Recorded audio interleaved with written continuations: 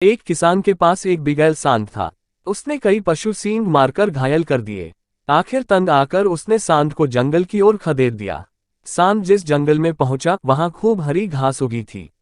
आजाद होने के बाद सांड के पास दो ही काम रह गए, खूब खाना, हुकारना तथा पैरों के तनों में सींग फंसाकर जोर लगाना। सांड पहले से भी अधिक मोटा हो गया।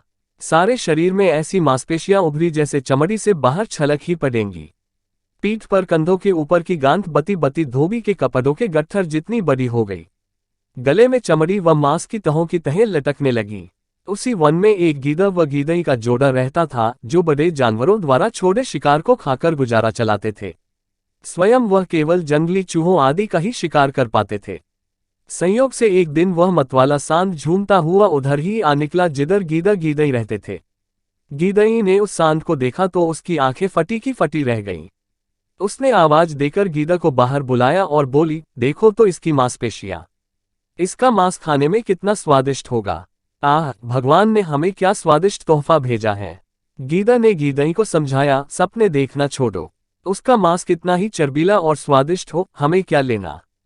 गीदई भड़क उठी, तुम तो भोंदू हो, देखते नहीं उसकी पीठ पर जो चर्बी की गांठ है वह किसी भी समय गिर जाएगी। हमें उठाना भर होगा और इसके गले में जो मांस की तहें नीचे लटक रही हैं वे किसी भी समय टूटकर नीचे गिर सकती हैं। बस हमें इसके पीछे पीछे चलते रहना होगा। गीदड़ बोला, भाग्यवान, ये लालच छोड़ो। गीदड़ जिद करने लगी, तुम हाथ में आया मौका अपनी कायरता से गंवाना चाहते हो, तुम्हें मेरे साथ चलना होगा, मैं अकेली कितना खा पाऊंगी। गीदड़ की हट के सामने गीदड़ की कुछ भी न चली। दोनों ने सांड के पीछे पीछे चलना शुरू किया। सांड के पीछे चलते चलते उन्हें कई दिन हो गए पर सांड के शरीर से कुछ नहीं गिरा। गीदड़ ने बार बार गीदड़ को समझाने की कोशिश की, गीदड़, घर चलते हैं, एक दो चूहे मारकर पेट की आग बुझाते हैं। गीदड़ की अक्ल पर तो पर्दा पड़ गया था। वह न मानी, नहीं, हम खाएंगे तो इसी का मोटा तजा स्वादिष्ट मांस, कभी न कभी तो ये गिरेगा ही। बस दोनों सांड के पीछे लगे रहे। भूखे प्यासे एक दिन दोनों गिर पड़े और फिर न उठ सके।